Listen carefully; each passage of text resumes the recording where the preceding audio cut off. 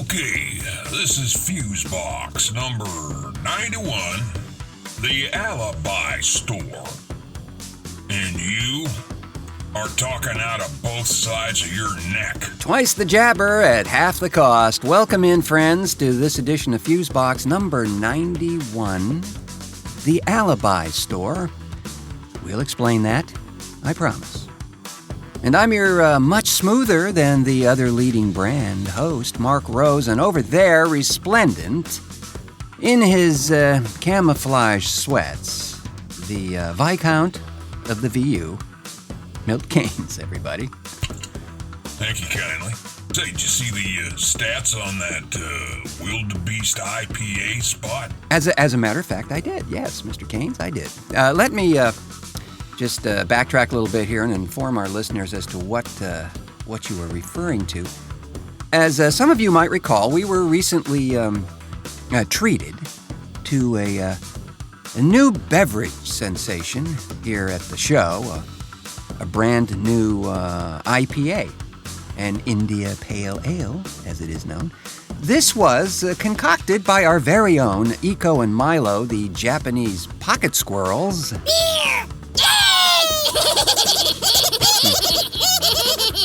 That they call Wildebeest IPA. A very distinctive brand identity was crafted by our colleague in audio alchemy, Jeff Pollard, as that is what he does when he's not selling plasma or other body parts to assist in keeping this show afloat. Yeah, the thing with Pollard is that they're other people's plasma and body parts. You know? Just saying. Perhaps.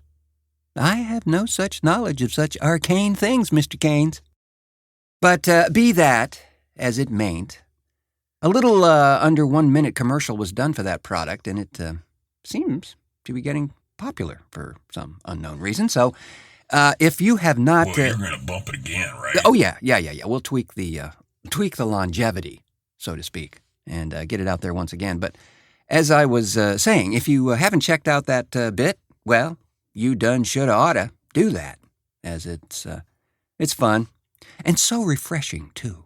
You can find it on our Facebook page, the Fusebox Show, or at the Fusebox YouTube channel, all conveniently linked here in the show notes just for you. Yeah, just don't drink it. I don't know. It has a taste that grows on you. Like a boil. Again, perhaps. We have a bounty of stimulating stuff for you, friends, on this edition of Fusebox, not the least of which is a very informed and cogent comment to a story we talked about on the last show regarding the SESTA, FOSTA bills that were recently signed into law that, of course, once again, threaten certain civil rights or liberties. So we asked writer, activist, podcast host, and stripper Elle Stanger to weigh in on this thing from a much more intimate perspective, as she's directly affected by these rulings, and she is most eloquent in her response, and that coming up in a bit. And we also have another dashing and daring film commentary from the video Vixen, this one on a wondrous grade Z fiasco called The Dark. But first, I think I should take a little moment here to explain the title of this edition of the program, as it's really very apt to not only this episode, but the very experiences we all seem to be having and living in lately, friends. The term Alibi store applies to a carnival game in which the guy running the booth, he'll give you various explanations of why you didn't win after countless attempts, right?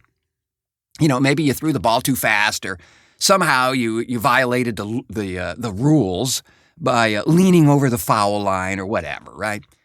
But then he often offers you, right after that explanation, a better chance to win. For another fee, of course. Oh, yes. But here's the deal. You'll never win a thing. There's always going to be some reason that disqualifies you. There's no gaffe to hide. So if the authorities come sniffing around to inspect or whatever, they won't find anything. But the big replay profits are huge. Until, of course, you or I catches on and then, create a scene. Anyway, it's all very similar to the times we live in. There's always going to be some seemingly, vague, thank you, some vague reason why we can't proceed with some such this or that. And there always seems to be yet another rabbit hole to jump down because somewhere down there is the answer you seek, we promise.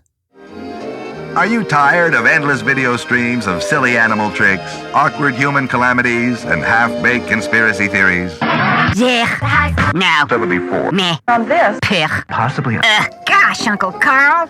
These podcasts are nothing but hot, steaming piles of shit. How does a guy find a decent podcast these days, anyway? I know what you mean, Timmy. Here, try Fusebox. Apply Fusebox to infected area only. Wow! Thanks, Uncle Carl. Fusebox is the shit. Yes! Relive great Fusebox audio moments of past shows, or current shows made previous to past shows, running currently in the past. Feed your ears for hours of not really video, but feels like it, knee-slapping, sometime wholesome, but not really audio goodness. Check out the Fusebox Show on YouTube today. And speaking of brainworms, we have this interesting news item emanating from a place near and dear to us. Uh-oh. Yes. Oh, and this is a choice one, friends. Seriously.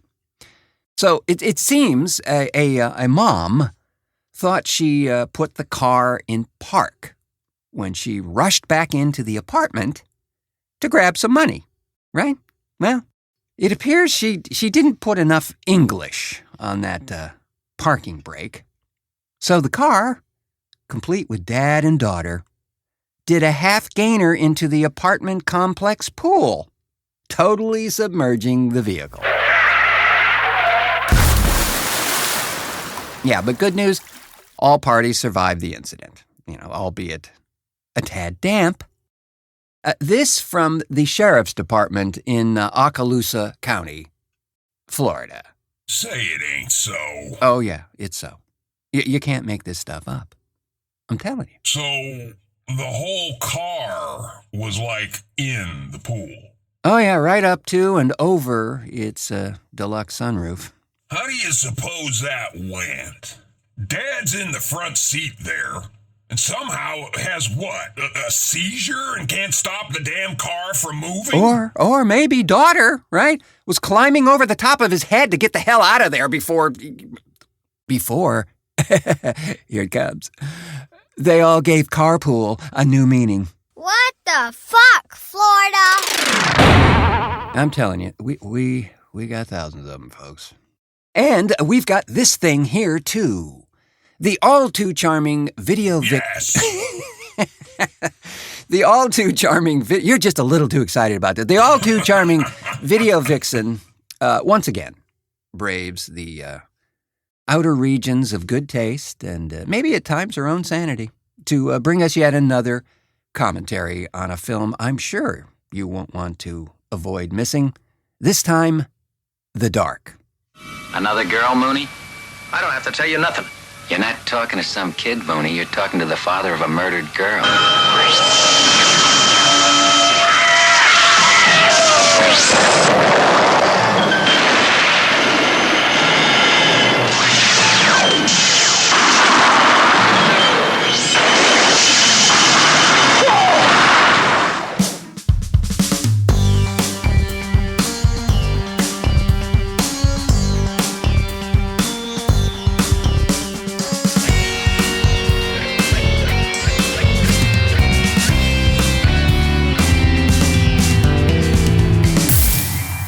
The video vixen. The Dark, 1979. Director, John Bud Cardos and Toby Hooper. Stars William Devane, Kathy Lee Crosby, and Casey Kasem. For reals. Who knew that Kathy Lee Crosby had a career before That's Incredible? I didn't. Watch this movie and judge for yourself why her acting career is mostly made for TV movies and television staples like The Love Boat and Hawaii Five-0. More interesting than what this movie is what this movie could have been. John Bud Cardos replaced Tobe Hooper as director, and the original premise is that the killer was an autistic child who had been locked in an attic for his entire life. I don't know why Hooper exited stage left, but the producers changed the backstory of the antagonist due to the success of Alien. This movie is nowhere good as Alien. It's not terrible if you're looking for a cheapo, E.T. goes on a rampage type movie, and we do get to see favorites like William Devane, Casey Kasem, Keenan Wynn, and believe it or not, Philip Michael Thomas in a small part as a character called, wait for it, Cornrows. I don't need to say more. Those of you who love this sort of madness will seek it out. The rest will go see The Shape of Water. I'm the Video Vixen. And remember, behave yourselves. Yeah. I saw that Shape of Water thing. Yeah, I really enjoyed it. Is that the one with the fish sex? Well, it's really more... Do I want to see this? That's what I thought. Thanks to the Video Vixen for that informed read on The Dark. It's funny. I came across that thing out there in the cyber ether not long ago, but for some reason did not choose to watch it. Although I could have, at that precise moment. So it was like between that or watching the sink drain again? There are compelling moments in sink drainage. Seriously. Sometimes it just beats the hell out of network TV. You know what I'm saying? I still don't know why you folks love those bad films, man. Wait. What? And you don't? I mean, come on. Nazi love camp of the SS? That's absolutely pure. No, man. That's one of my top faves, and that is pure art, baby. Pure art. I mean, I think that one even got me a bit misty-eyed during the three-way cattle prod scene. Or those shower examinations. Usually involve some kind of rubber harness and a car battery. Oh, yeah. That's a great visual finesse, for sure. The show for everybody, but not everybody will like it.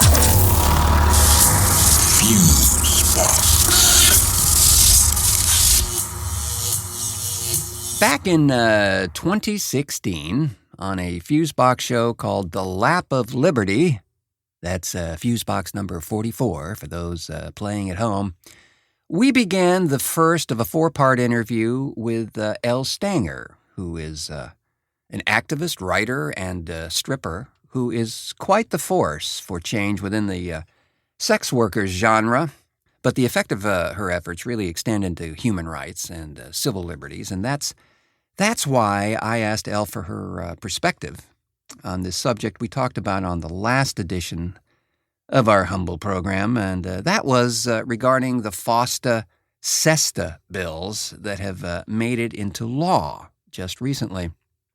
And on the surface, these bills seem to speak to controlling illegal human trafficking, which pretty much everybody agrees needs to stop.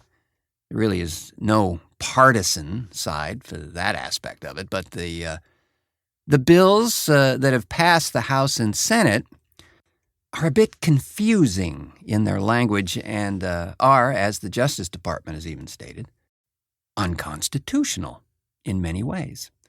So I asked Elle to expound on this debacle, as the orange-headed guy had just signed off on them. So orange-headed guy signed it. I think it was April 6th, but it was earlier.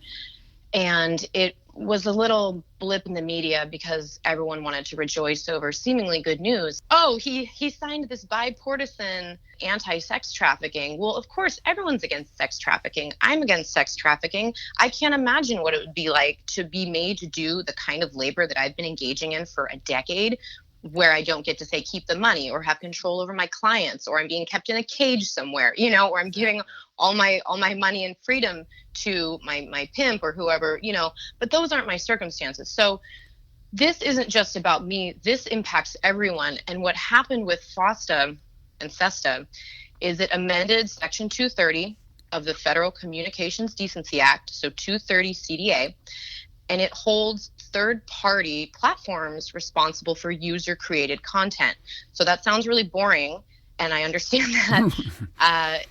If I send a nude to my boyfriend through Instagram DM or Google Drive or Facebook, that's a third-party platform that I have just utilized for that service. My boyfriend and I are engaging consensually. Under this now passed law, there's no difference. So I already have friends who have been banned from Facebook, frozen from Facebook, for asking for consensual nudes or for sharing them. It snowed in Portland a few months ago. I thought it was funny to write #send nudes and a giant penis in the snow. I'm still in Facebook jail. It's been like 3 days. Oh my God. Because they see that now under the law as soliciting prostitution. Right. And when there's no difference between asking for sex or asking for sex and giving money to someone or buying someone who you're going to abuse, the law does not see them differently. So this doesn't just impact sex workers, it impacts everyone. And the way this thing started was the basic implication was that Craigslist couldn't have a personals column. That was the first piece of fallout, and everybody went, huh? That doesn't sound right. But it's so much more than that now, isn't it? Yeah, because Craigslist and Backpage are quite often named as the reasons for sex trafficking. Right. And we know that's just not true. Do people use stuff like that illegally and unethically? Absolutely. Do people do that with every single thing you can think of? Absolutely. So in this case, you have, the bad apples spoiled it for the rest of us, because Backpage really was a great resource for people like me, or people who maybe have even more dangerous circumstances in the work that they do, or their work is more criminalized, to be able to communicate with each other. So it's like, hey, I saw John 45 last week. He was kind of iffy about paying me. I had to ask for the money, and I also felt really uncomfortable. And then other providers, other sex workers can be like, thank you. Now I will either avoid this person or enter into the circumstances with more information. This is what these platforms are also used for. And when you make it illegal to converse about consensual acts, who are you harming? You're pushing us further underground. I can't advertise my pornography. I can't advertise my webcam that I've created with my partner and for us and for myself, and to earn money and to sustain us. I can't do this anymore. So it sucks for people like me. But the people who are most impacted are those who are already the most marginalized, because the people who do survival sex work, whether or not they're coerced, tends to be homeless youth that is also highly likely to be trans, a person of color, have a substance abuse problem, or all of these things combined. So you can't criminalize people who are doing work to survive, because then when they have a conviction, or they're in jail, or they have fines to pay, how are they going to pay for these? Juno Mack has a whole TED Talk about this, and it's why criminalization always hurts people, especially the most marginalized. Absolutely. And they're talking about prison time here. I mean, really hardcore prison time. Yeah. Oh, yeah. If I post an ad for my friend Orchid, we've run a podcast for a couple of years, you know us, Unzipped PDX. But right. If I posted an ad for her, say that she does escorting. She doesn't, but if she did, if I post an ad for her to help my friend make money to pay her rent or whatever the hell, I have just facilitated prostitution of another person under this law. So right. I am liable now. I think it's up to 10 years in prison and like $100,000. Yeah. And then if it's 2 or more, it's like $250,000 and 25 years in prison. What the fuck? Yeah, it's this is real. It's some kind of brain sickness. Yeah, it's getting way out of hand. And again, it's just one of those things. It probably would not have been noticed.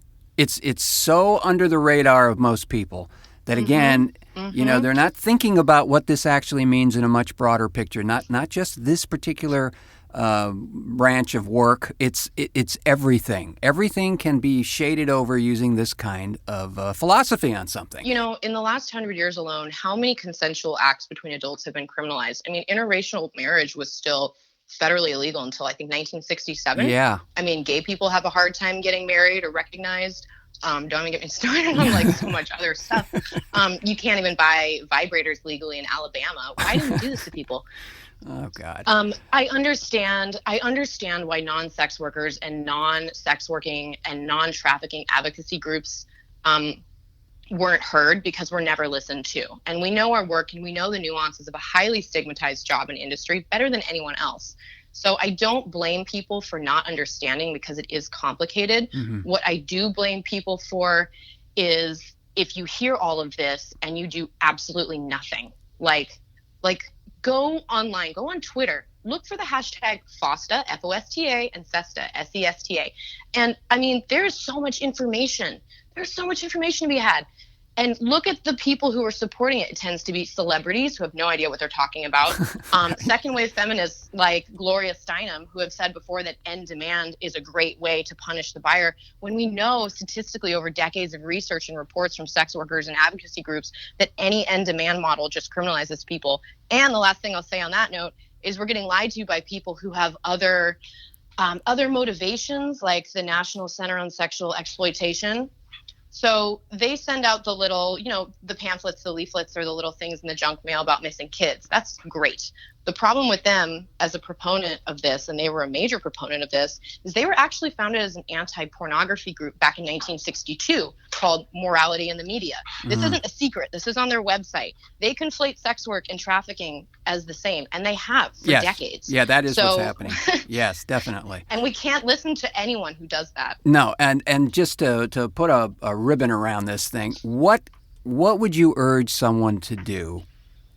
I know it's kind of like the horses left the stable, but what would you think? We have to meet people where they're at.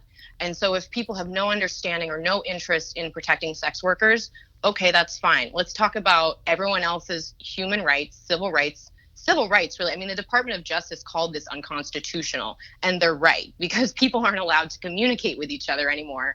The Department of Justice also said that this would take resources away from trafficking and prosecuting pimps by directing attention on things with, quote, minimal federal interest, such as two adults trading content over a cell phone. So we can't let this go. What we have to do is search out the hashtags on social media and in the news and tweet back at these people who are like, this is great, and send them some information. Send them, I've written some of the stuff on this. Look for the articles that exist. Go to Google and type, why is FOSTA bad? Mm-hmm. And there is a slew of information full articles by people who understand this stuff. Share those articles. Tweet at your representatives. There is a petition. If you Google White House petition Stop FOSTA, please sign that. I don't know that it'll make a difference, but we don't have that many options at this point. No. But we can't let this go. No, that's right. The CDA governed the internet for 20-something years. This is the internet we've known, and that's starting to disappear. After May 1st, Skype is going to monitor all of its calls for obscenity and nudity.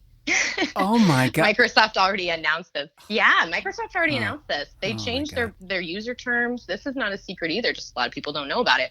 Google Drive will delete your content from your own account. These companies don't want to be sued. These companies don't want to be charged with pimping, which is what is happening to the owners of Backpage. They're being charged with pimping. Everybody is guilty by proxy here. This is just an incredible maneuver, and not unlike our net neutrality thing, which is also just driving me up the wall. It's a net neutrality issue for sure.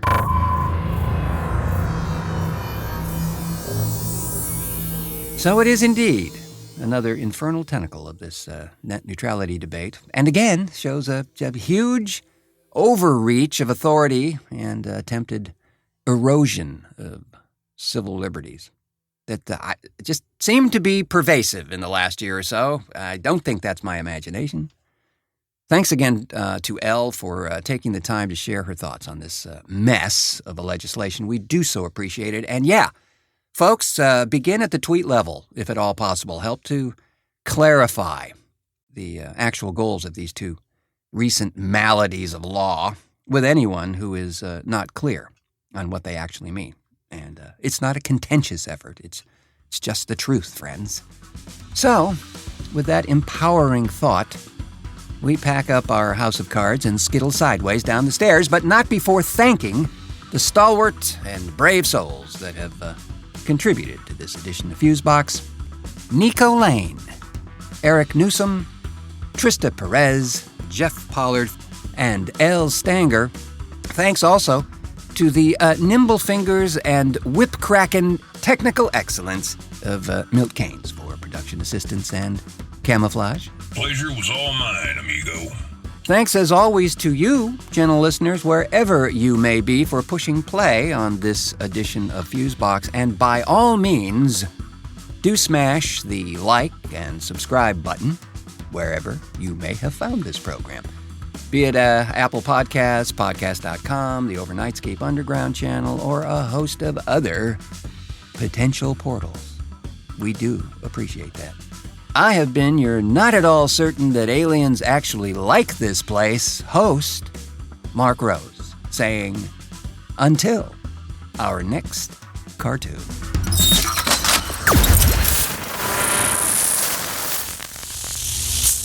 Fusebox.